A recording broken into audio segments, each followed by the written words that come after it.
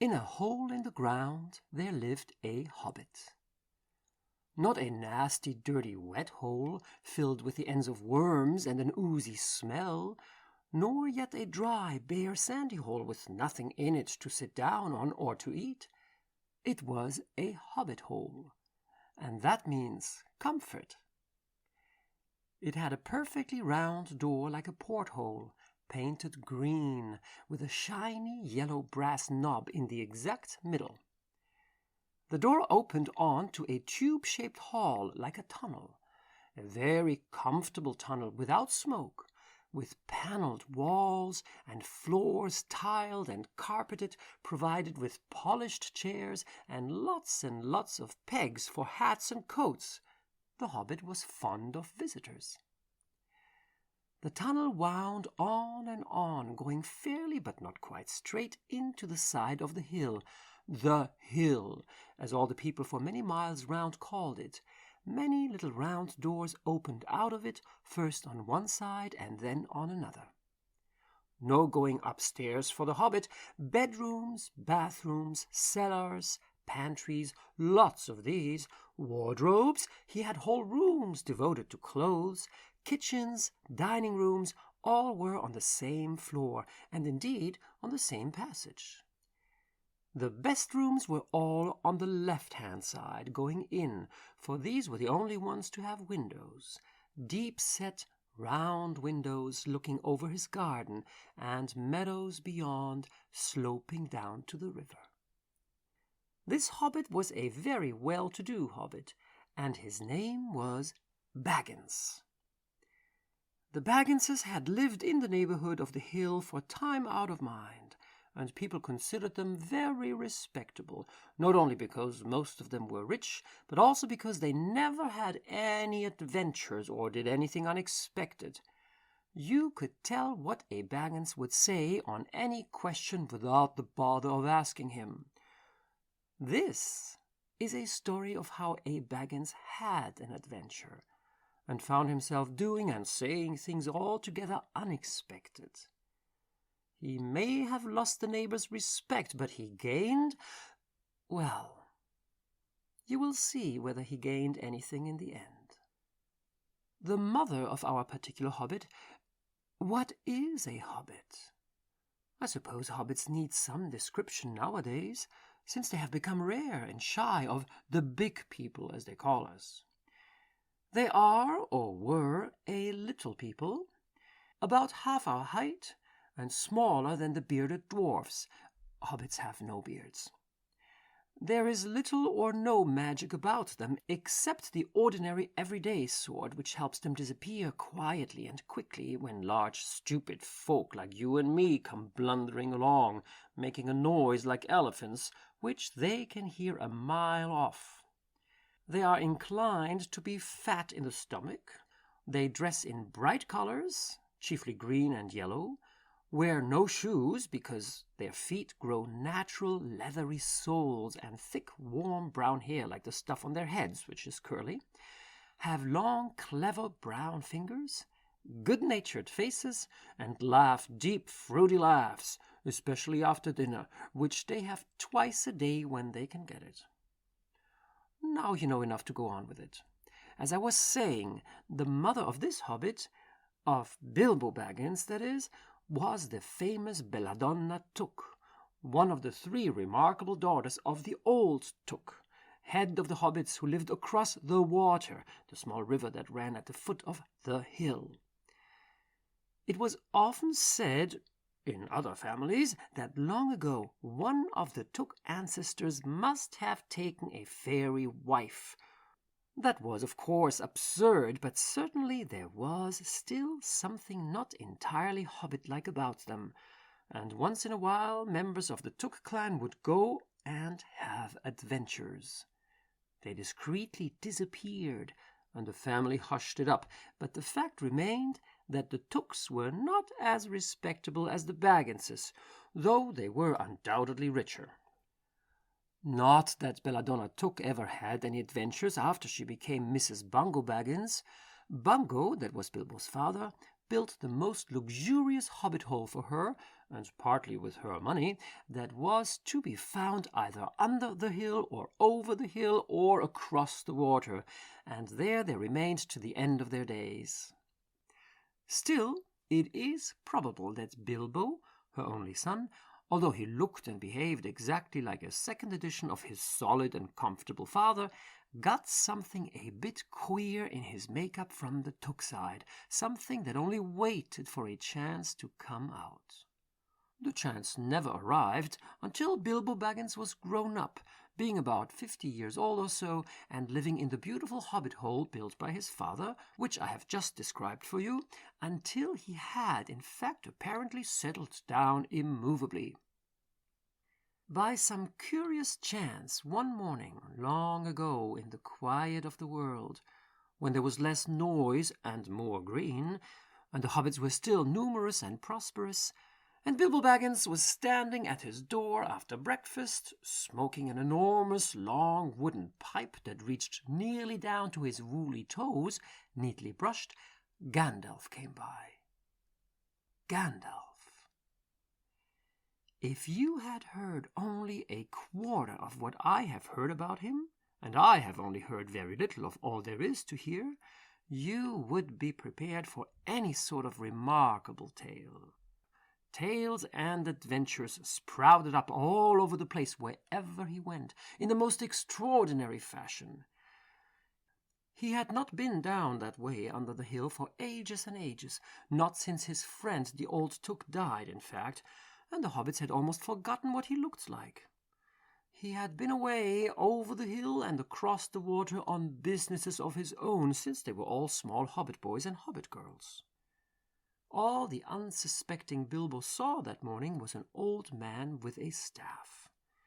He had a tall, pointed blue hat, a long grey cloak, a silver scarf over which his long white beard hung down below his waist, and immense black boots. "Good morning," said Bilbo, and he meant it.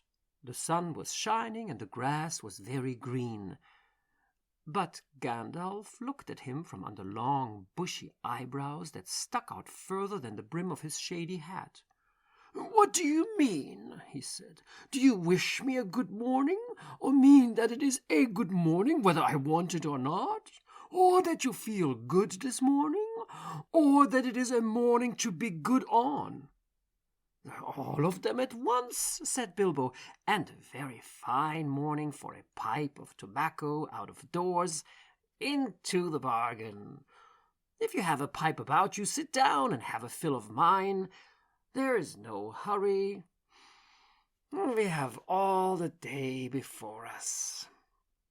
Then Bilbo sat down on a seat by his door, crossed his legs, and blew out a beautiful grey ring of smoke that sailed up into the air without breaking and floated away over the hill. "Very pretty," said Gandalf, "but I have no time to blow smoke rings this morning. I am looking for someone to share in an adventure that I am arranging, and it's very difficult to find anyone." "I should think so, in these parts. We are plain, quiet folk and have no use for adventures. Nasty, disturbing, uncomfortable things. Make you late for dinner. I can't think what anybody sees in them," said our Mr. Baggins, and stuck one thumb behind his braces and blew out another even bigger smoke ring. Then he took out his morning letters and began to read, pretending to take no more notice of the old man. He had decided that he was not quite his sort, and wanted him to go away. But the old man did not move. He stood leaning on his staff, and gazing at the hobbit without saying anything, till Bilbo got quite uncomfortable and even a little cross. "Good morning," he said at last. "We don't want any adventures here, thank you. You might try over the hill or across the water." By this he meant that the conversation was at an end. "What a lot of things you do use good morning for," said Gandalf. "Now you mean that you want to get rid of me, and that it won't be good till I move off?" Not at all, my dear. Let me see. I don't think I know your name." Yes, yes, my dear sir. And I do know your name, Mr. Bilbo Baggins. And you do know my name, though you don't remember that I belong to it. I am Gandalf, and Gandalf means me. To think that I should have lived to be good-morninged by Belladonna Took's son, as if I was selling buttons at the door. Gandalf? Gandalf? Good gracious me! Not the wandering wizard that gave old Took a pair of magic diamond studs that fastened themselves and never came undone until ordered. Not the fellow who used to tell such wonderful tales at parties about dragons and goblins and giants and the rescue of princesses and the unexpected luck of widows' sons. Not the man that used to make such particularly excellent fireworks. I remember those. Old Took used to have them on Midsummer's Eve. Splendid. They used to go up like great lilies and snapdragons and laburnums of fire and hang in the twilight all evening. You will notice already that Mr. Baggins was not quite so prosy as he liked to believe. Also that he was very fond of flowers. Dear me, he went on. Not the Gandalf who was responsible for so many quiet lads and lasses going off into the blue for mad adventures. Anything from climbing trees to visiting elves, or sailing in ships, sailing to other shores. Bless me. Life used to be quite you used to upset things badly in these parts once upon a time. I beg your pardon, but I had no idea you were still in business. Where else should I be? Said the wizard. All the same, I am pleased to find you remember something about me. You seem to remember my fireworks kindly at any rate, and that is not without hope. Indeed, for your old grandfather Took's sake, and for the sake of poor Belladonna, I will give you what you asked for. I beg your pardon, I haven't asked for anything. Yes, you have. Twice now. My pardon. I give it to you. In fact, I will go so far as to send you on this adventure. Very amusing for me, very good for you, and profitable too, very likely, if you ever get over it. Sorry, I don't want any adventures, thank you. Not today. Good morning, but please come to tea. Anytime you like. Why not tomorrow? Come tomorrow. Goodbye. With that, the hobbit turned and scuttled inside his round green door and shut it as quickly as he dared, not to seem rude. Wizards, after all, are wizards. What on earth did I ask him to tea for? He said to himself as he went to the pantry. He had only just had breakfast, but he thought a cake or two and a drink of something would do him good after his fright. Gandalf, in the meantime, was still standing outside the door and laughing long but quietly. After a while he stepped up and, with a spike on his staff, scratched a queer sign on the hobbit's beautiful green front door. Then he strode away, just about the time when Bilbo was finishing his second cake, and began to think that he had escaped adventures very well. The next day he had almost forgotten about Gandalf. He did not remember things very well unless he put them down on his engagement tablet, like this: Gandalf, tea, Wednesday. Yesterday he had been too flustered to do anything of the kind. Just before tea time there came a tremendous ring on the front door bell, and then he remembered. He rushed and put on the kettle and put out another cup and saucer and an extra cake or two and ran to the door. "I'm so sorry to keep you waiting," he was going to say when he saw that it was not Gandalf at all. It was a dwarf with a blue beard tucked into a golden belt and very bright eyes under his dark green hood. As soon as the door was opened, he pushed inside, just as if he'd been expected. He hung his hooded cloak on the nearest peg and, "Dwalin at your service," he said with a low bow. "Bilbo Baggins at yours," said the hobbit, too surprised to ask any questions for the moment. When the silence that followed had become uncomfortable, he added, I'm just about to take tea. Pray come and have some with me."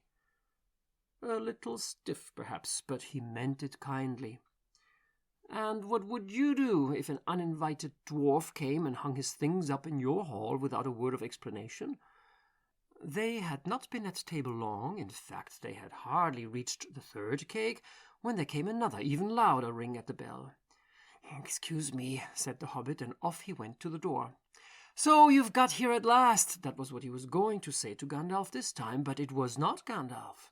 Instead, there was a very old-looking dwarf on the step with a white beard and a scarlet hood, and he too hopped inside as soon as the door was open, just as if he'd been invited.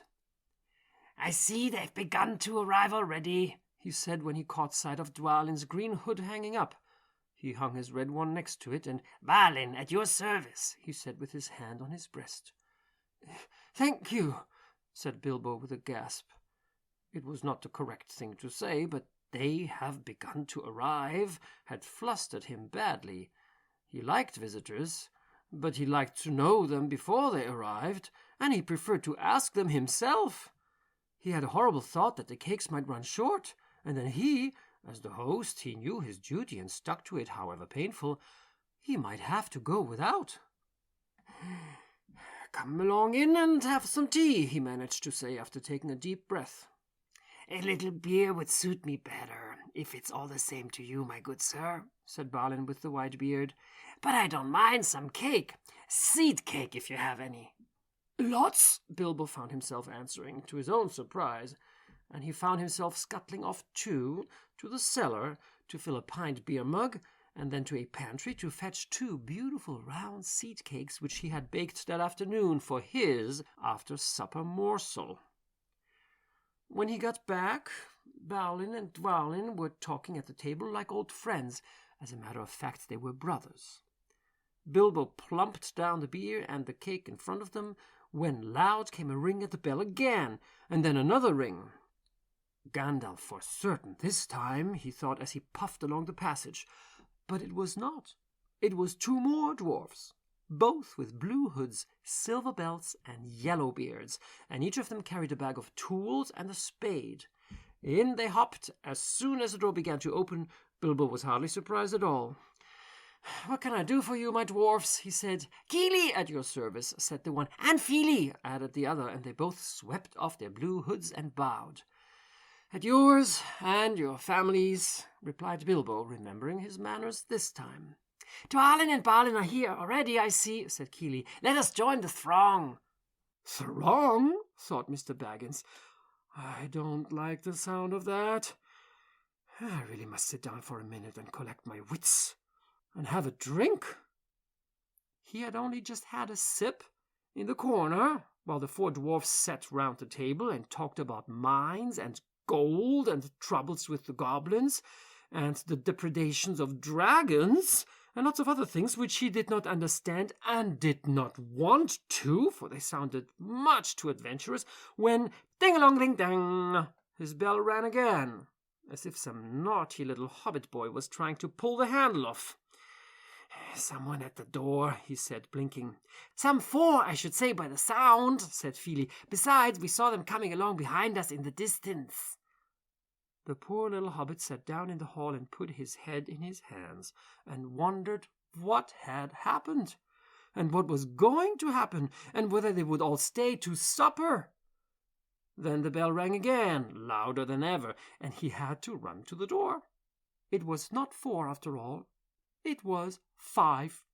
Another dwarf had come along while he was wandering in the hall.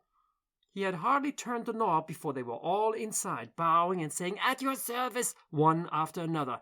Dori, Nori, Ori, Oin, and Gloin were their names, and very soon 2 purple hoods, a grey hood, a brown hood, and a white hood were hanging on the pegs, and off they marched with their broad hands stuck in their gold and silver belts to join the others. Already it had almost become a throng. Some called for ale, and some for porter, and one for coffee, and all of them for cakes. So the hobbit was kept very busy for a while.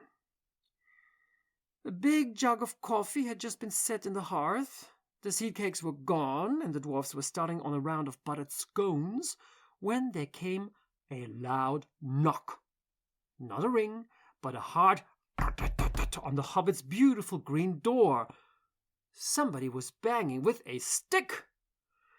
Bilbo rushed along the passage, very angry, and altogether bewildered and bewothered. This was the most awkward Wednesday he ever remembered. He pulled open the door with a jerk, and they all fell in, one on top of the other. More dwarfs. 4 more. And there was Gandalf behind them, leaning on his staff and laughing. He had made quite a dent on the beautiful door. He had also, by the way, knocked out the secret mark that he had put there the morning before. "Carefully, carefully," he said. "It is not like you, Bilbo, to keep friends waiting on the mat and then open the door like a popgun. Let me introduce Befor, Bofor, Bombur, and especially Thorin." "At your service," said Befor, Bofor, and Bombur, standing in a row. Then they hung up 2 yellow hoods and a pale green one, and also a sky blue one with a long silver tassel. This last belonged to Thorin, an enormously important dwarf. In fact, none other than the great Thorin Oakenshield himself, who was not at all pleased at falling flat on Bilbo's mat, with Befor, Bofor, and Bombur on top of him. For one thing, Bombur was immensely fat and heavy. Thorin indeed was very haughty, and said nothing about service. But poor Mr. Baggins said he was sorry so many times that at last he grunted, "Pray don't mention it," and stopped frowning. "Now we are all here," said Gandalf, looking at the row of 13 hoods, the best detachable party hoods, and his own hat hanging on the pegs. "Quite a merry gathering. I hope there's something left for the late-comers to eat and drink. What's that? Tea? No, thank you. A little red wine, I think, for me." "And for me," said Thorin. "And raspberry jam and apple tart," said Befor. "And mince pies and cheese," said Bofor. "And pork pie and salad," said Bombur. "And more cakes and ale and coffee, if you don't mind," called the other dwarfs through the door.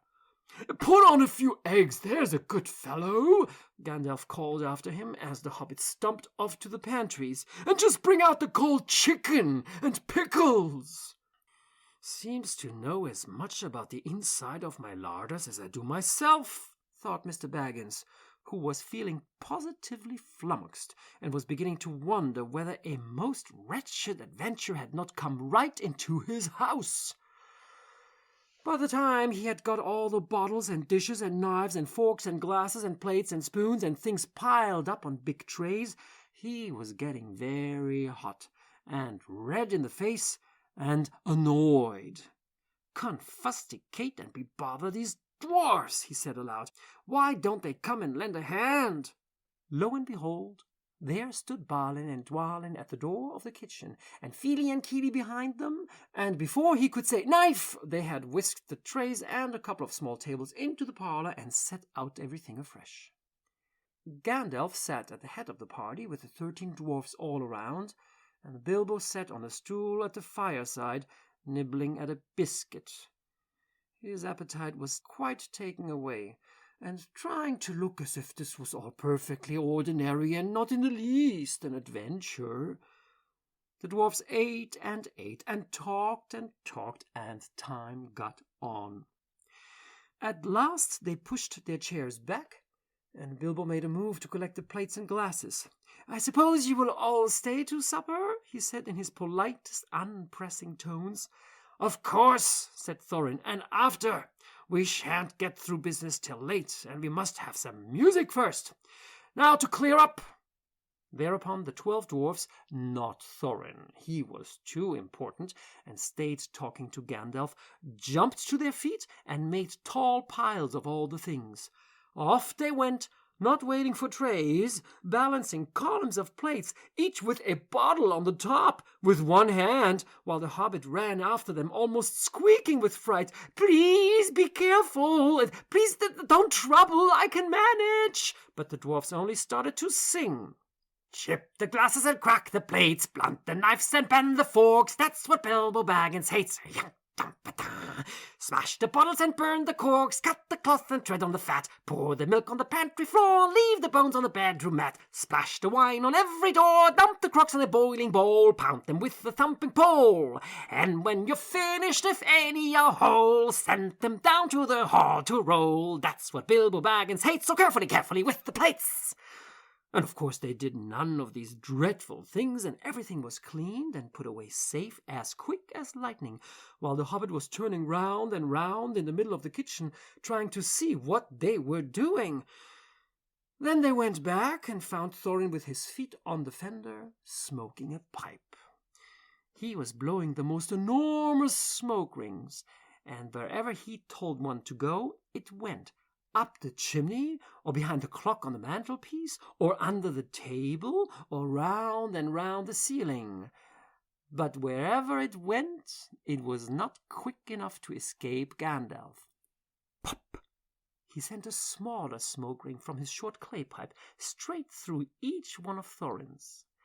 Then Gandalf's smoke ring would go green and come back to hover over the wizard's head.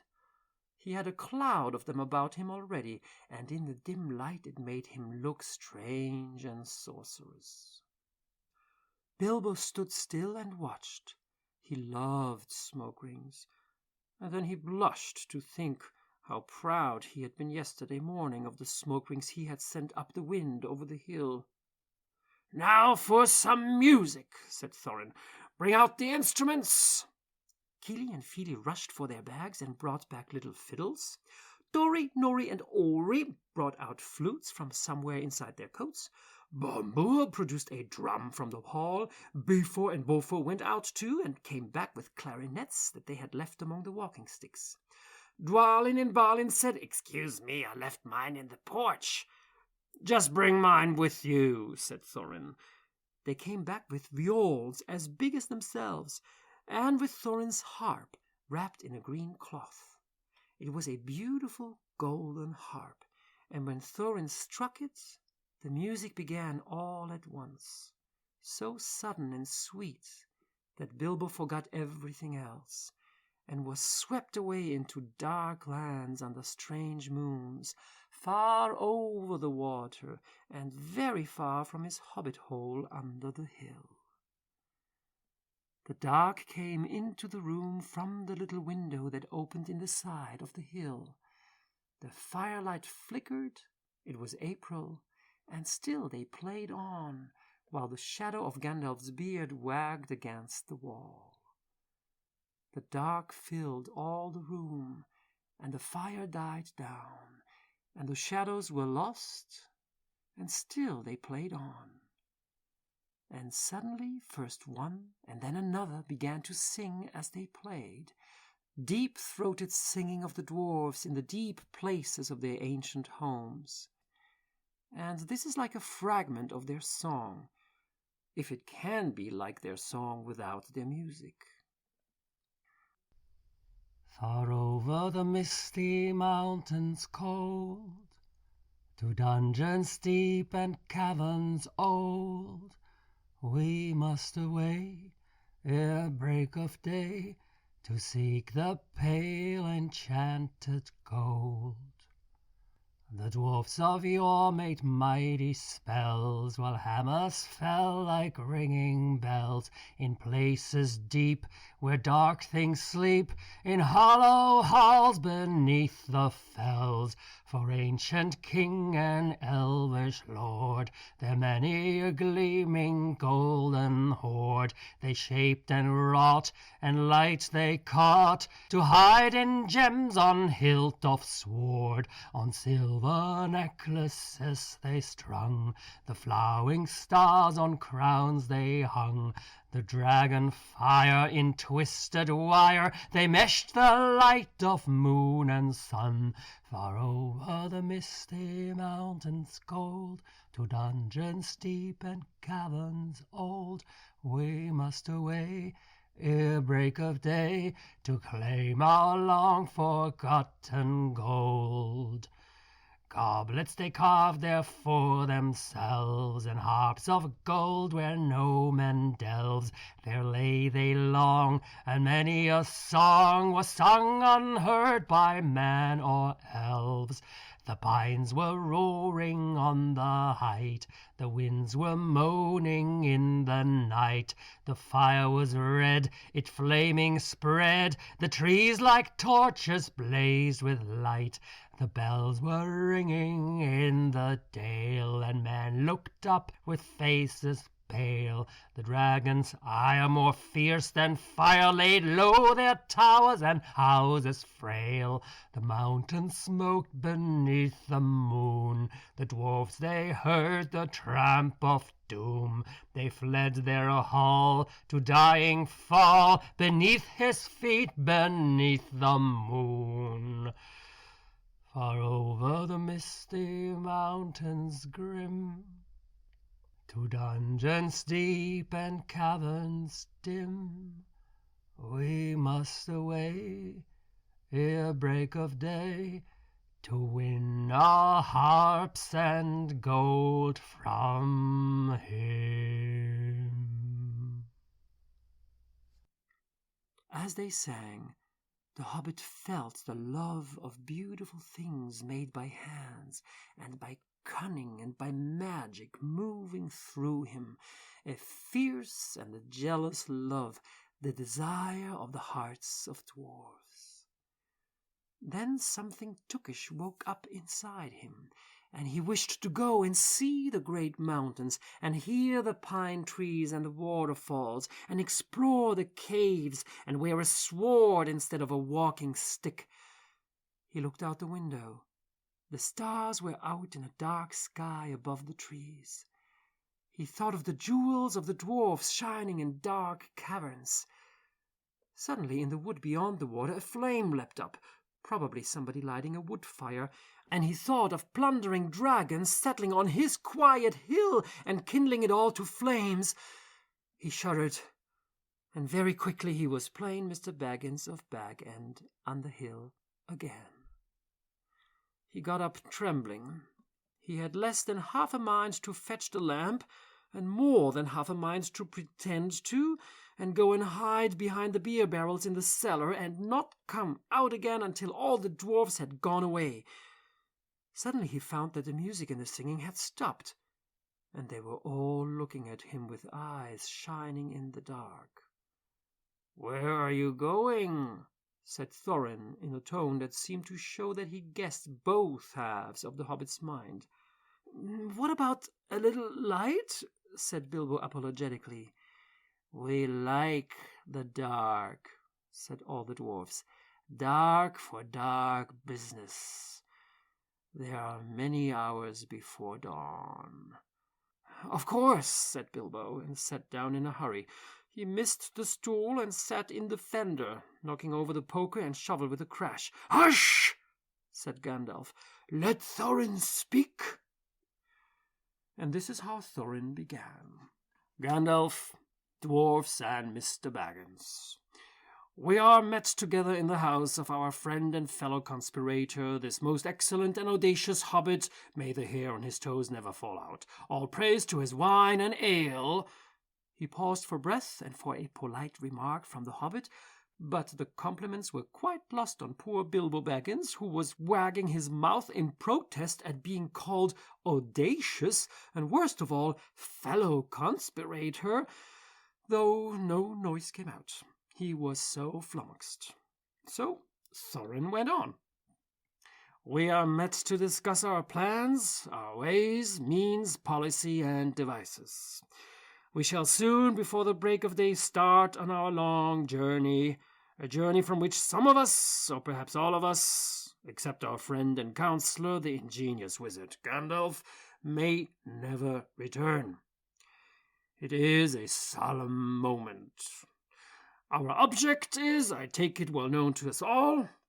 To the estimable Mr. Baggins, and perhaps to one or two of the younger dwarfs, I think I should be right in naming Keely and Feely, for instance, the exact situation at the moment may require a little brief explanation. This was Thorin's style. He was an important dwarf. If he had been allowed, he would probably have gone on like this until he was out of breath without telling anyone there anything that was not known already. But he was rudely interrupted. Poor Bilbo couldn't bear it any longer. At "may never return," he began to feel a shriek coming up inside, and very soon it burst out like the whistle of an engine coming out of a tunnel. All the dwarfs sprang up, knocking over the table. Gandalf struck a blue light on the end of his magic staff, and in its firework glare the poor little hobbit could be seen kneeling on the hearthrug, shaking like a jelly that was melting. Then he fell flat on the floor and kept on calling out, "Struck by lightning! Struck by lightning!" over and over again, and that was all they could get out of him for a long time. So they took him and laid him out of the way on the drawing-room sofa with a drink at his elbow, and they went back to their dark business. "Excitable little fellow," said Gandalf as they sit down again. "Gets funny queer fits, but he is one of the best. One of the best. As fierce as a dragon in a pinch." If you have ever seen a dragon in a pinch, you will realize that this was only poetical exaggeration applied to any hobbit, even to Old Took's great-grand-uncle Bull-Roarer, who was so huge, for a hobbit, that he could ride a horse. He charged the ranks of the goblins of Mount Graham in the Battle of the Green Fields, and knocked their king Golfinbor's head clean off with a wooden club. It sailed 100 yards through the air and went down a rabbit hole, and in this way the battle was won, and the game of golf invented at the same moment. In the meanwhile, however, Bull-Roarer's gentler descendant was reviving in the drawing-room. After a while, and a drink, he crept nervously to the door of the parlour. This is what he heard. Gloin speaking, or some snort more or less like that. "Will he do you think? It's all very well for Gandalf to talk about this hobbit being fierce, but one shriek like that in a moment of excitement would be enough to wake the dragon and all his relatives and kill the lot of us. I think it sounded more like fright than excitement. In fact, if it had not been for the sign on the door, I should have been sure we had come to the wrong house. As soon as I clapped eyes on the little fellow, bobbing and puffing on the mat, I had my doubts. He looks more like a grocer than a burglar." Then Mr. Baggins turned the handle and went in. The Took side had won. He suddenly felt he would go without bed and breakfast to be thought fierce. As for little fellow bobbing on the mat, it almost made him really fierce. Many a time afterwards the Baggins pod regretted what he did now, and he said to himself, "Bilbo, you were a fool.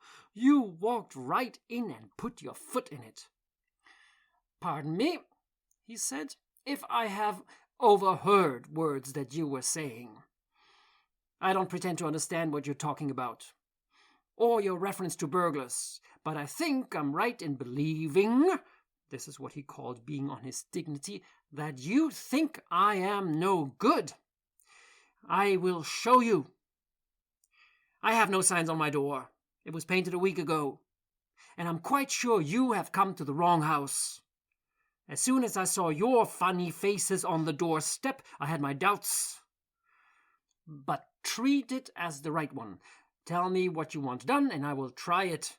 If I have to walk from here to the east of East and fight the wild weirworms in the last desert.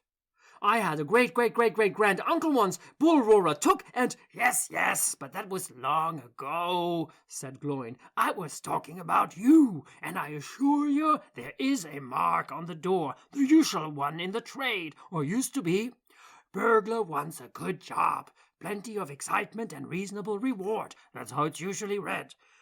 You can say expert treasure hunter instead of burglar if you like. Some of them do. It's all the same to us. Gandalf told us that there was a man of the sword in these parts looking for a job at once, and that he had arranged for a meeting here this Wednesday tea time. Of course there is a mark, said Gandalf. I put it there myself, for very good reasons. You asked me to find the 14th man for your expedition, and I chose Mr. Baggins. Just let anyone say I chose the wrong man or the wrong house, and you can stop at 13 and have all the bad luck you like, or go back to digging coal. He scowled so angrily at Gloin that the dwarf huddled back in his chair, and when Bilbo tried to open his mouth to ask a question, he turned and frowned at him and stuck out his bushy eyebrows, till Bilbo shut his mouth tight with a snap. "That's right," said Gandalf. "Let's have no more argument. I have chosen Mr. Baggins, and that ought to be enough for all of you. If I say he is a burglar he is, or will be, when the time comes. There is a lot more in him than you guess, and a deal more than he has any idea of himself. You may possibly all live to thank me yet. Now, Bilbo, my boy, fetch the lamp, and let's have a little light on this." On the table, in the light of a big lamp with a red shade, he spread a piece of parchment rather like a map. "This was made by Thror, your grandfather, Thorin," he said in answer to the dwarf's excited questions. "It is a plan of the mountain." "I don't see that this will help us much," said Thorin disappointedly after a glance. "I remember the mountain well enough, and the lands about it. I know where Mirkwood is, and the withered heath where the great dragons bred." "There is a dragon marked in red on the mountain," said Balin, "but it will be easy enough to find him without that, if we ever arrive there." "There is one point that you haven't noticed," said the wizard, "and that is the secret entrance. You see that rune on the west side, and the hand pointing to it from the other runes? That marks a hidden passage to the lower halls." "It may have been secret once," said Thorin, "but how do we know that it's a secret any longer? Old Smaug has lived there long enough to find out anything there is to know about those caves." "He may, but he can't have used it for years and years." "Why?" "Because it is too small. 5 feet high the door, and 3 may walk abreast, say the runes. But Smaug could not creep into a hole that size, not even when he was a young dragon, certainly not after devouring so many of the dwarves and men of Dale." "It seems a great big hole to me," squeaked Bilbo, who had no experience of dragons and only of hobbit holes. He was getting excited and interested again, so that he forgot to keep his mouth shut. He loved maps, and in his hall there hung a large one of the country round, with all his favorite walks marked on it in red ink. "How could such a large door be kept secret from everybody outside, apart from the dragon?" he asked. He was only a little hobbit, you must remember. "In lots of ways," said Gandalf. "But in what way this one has been hidden we don't know without going to see. From what it says on the map, I should guess there is a closed door which has been made to look exactly like the side of the mountain. That is the usual dwarf's method. I think that is right, isn't it?" "Quite right," said Thorin. "Also," went on Gandalf, "I forgot to mention that with the map went a key, a small and curious key. Here it is," he said, and handed to Thorin a key with a long barrel and intricate wards made of silver. "Keep it safe." "Indeed I will," said Thorin, and he fastened it upon a fine chain that hung about his neck and under his jacket. "Now things begin to look more hopeful. This news alters them much for the better. So far we have had no clear idea what to do. We thought of going east, as quiet, as careful as we could, as far as the Long Lake. After that the trouble would begin." "A long time before that, if I know anything about the roads east," interrupted Gandalf. "We might go from there up along the river running," went on Thorin, taking no notice, "and so to the ruins of Dale, the old town in the valley there, under the shadow of the mountain. But we none of us liked the idea of the front gate. The river runs right out of it through the great cliff at the south of the mountain, and out of it comes the dragon, too. Far too often, unless he has changed his habits. "Oh, that would be no good," said the wizard. "Not without a mighty warrior, even a hero. I tried to find one, but warriors are busy fighting one another in distant lands, and in this neighborhood heroes are scarce, or simply not to be found. Swords in these parts are mostly blunt, and axes are used for trees, and shields as cradles or dish covers, and dragons are comfortably far off and therefore legendary. That is why I settled on burglary, especially when I remembered the existence of a side door. And here is our little Bilbo Baggins, the burglar, the chosen and selected burglar. So now let's get on and make some plans." "Very well, then," said Thorin. "Supposing the burglar expert gives us some ideas or suggestions." He turned with mock politeness to Bilbo. "First, I should like to know a bit more about things," said he, feeling all confused and a bit shaky inside, but so far still tookishly determined to go on with things. "I mean, about the gold and the dragon and all that, and how it got there and who it belongs to, and so on and further." "Bless me," said Thorin, "haven't you got a map? And didn't you hear our song? And haven't we been talking about all this for hours? All the same, I should like it all plain and clear," said he obstinately, putting on his business manner, usually reserved for people who try to borrow money of him, and doing his best to appear wise and prudent and professional, and live up to Gandalf's recommendation. "Also, I should like to know about risks, out-of-pocket expenses, time required, and remuneration, and so forth," by which he meant, what am I going to get out of it, and am I going to come back alive? "Oh, very well," said Thorin. "Long ago, in my grandfather Thror's time, our family was driven out of the far north and came back with all their wealth and their tools to this mountain on the map.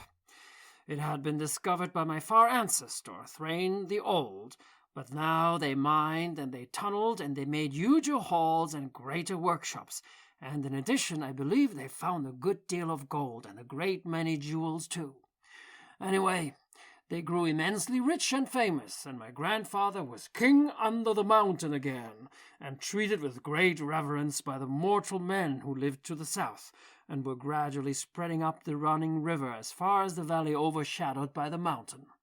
They built the merry town of Dale there in those days. Kings used to send for our smiths, and reward even the least skillful most richly. Fathers would beg us to take their sons as apprentices, and pay us handsomely, especially in food supplies, which we never bothered to grow or find for ourselves. Altogether, those were good days for us, and the poorest of us had money to spend and to lend, and leisure to make beautiful things just for the fun of it, not to speak of the most marvelous and magical toys, the likes of which is not to be found in the world nowadays.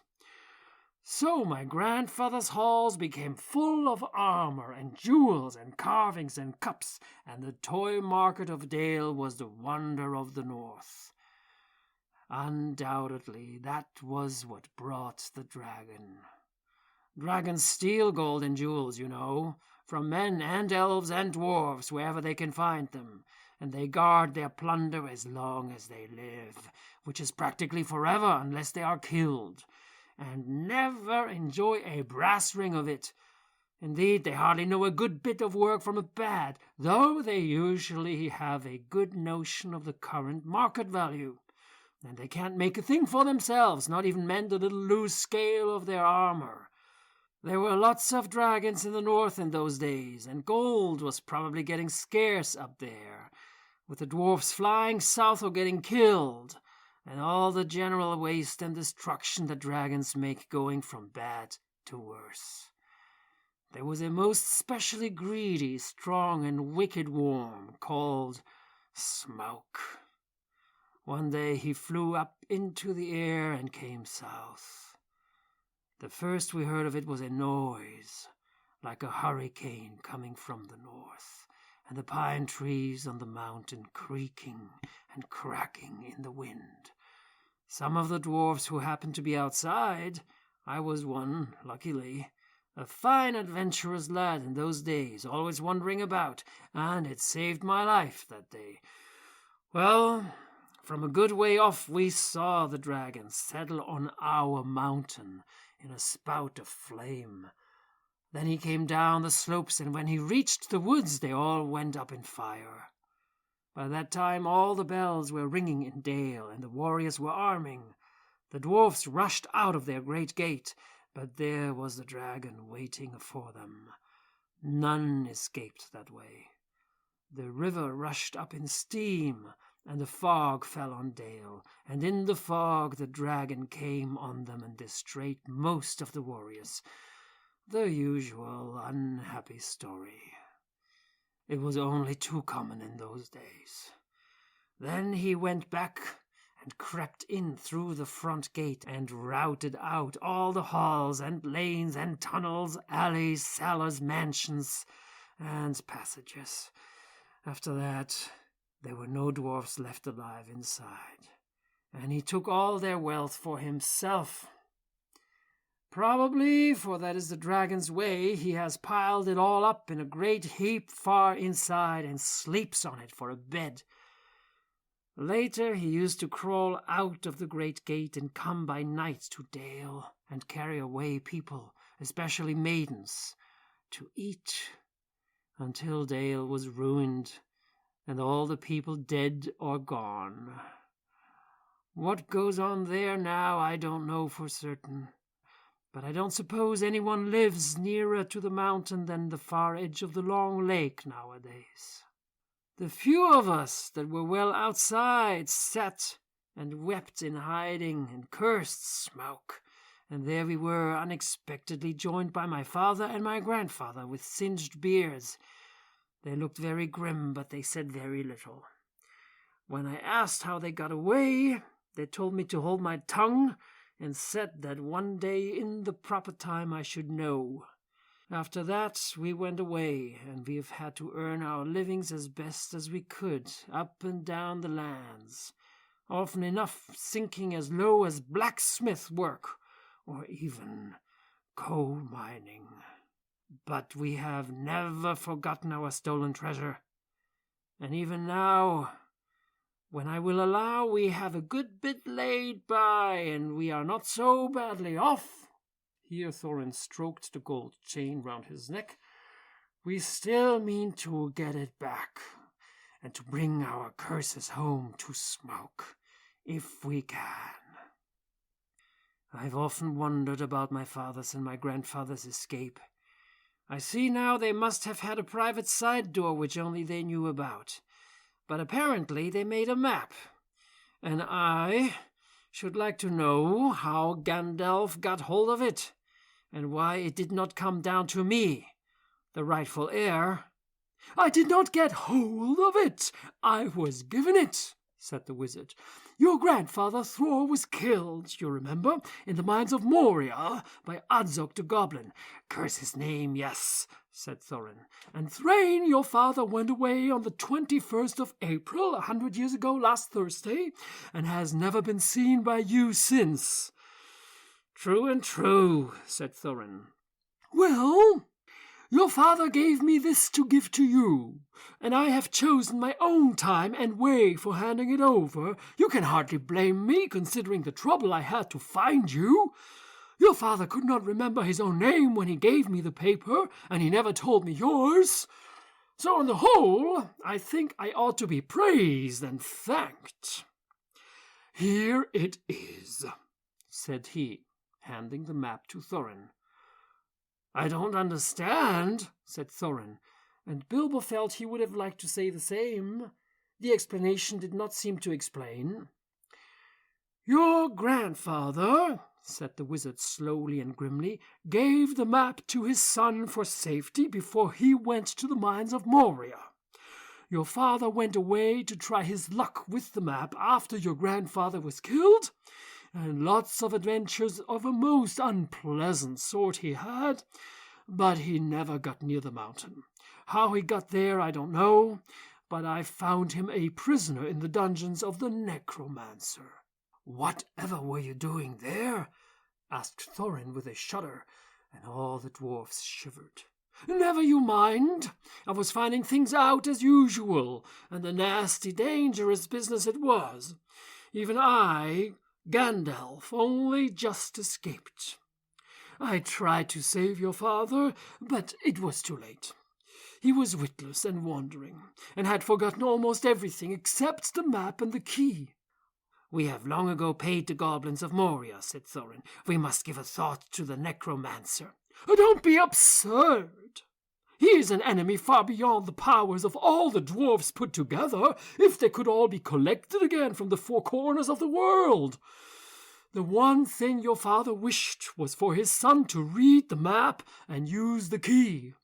The dragon and the mountain are more than big enough tasks for you." "Hear, hear," said Bilbo, and accidentally said it aloud. "Hear what?" they all said, turning suddenly towards him, and he was so flustered that he answered, Hear what I have got to say." "What's that?" they asked. "Well, I should say that you ought to go east and have a look around. After all, there is the side door, and dragons must sleep sometimes, I suppose. If you sit on the doorstep long enough, I dare say you will think of something. And, well, don't you know, I think we've talked long enough for one night, if you see what I mean. What about bed, and an early start, and all that? I will give you good breakfast before you go." "Before we go, I suppose you mean," said Thorin. "Aren't you the burglar? And isn't sitting on the doorstep your job, not to speak of getting inside the door? But I agree about bed and breakfast. I like 6 eggs with my ham when starting on a journey. Fried, not poached, and mind you don't break them." After all the others had ordered their breakfasts without so much as a please, which annoyed Bilbo very much, they all got up. The hobbit had to find room for them all, and filled all his spare rooms and made beds on chairs and sofas before he got them all stowed, and went to his own little bed very tired and not altogether happy. One thing he did make his mind up about was not to bother to get up very early and cook everybody else's wretched breakfast. The tookishness was wearing off, and he was not now quite so sure that he was going on any journey in the morning. As he lay in bed, he could hear Thorin still humming to himself in the best bedroom next to him. "Out over the misty mountains cold, to dungeons deep and caverns old, we must away ere break of day, to find our long-forgotten gold."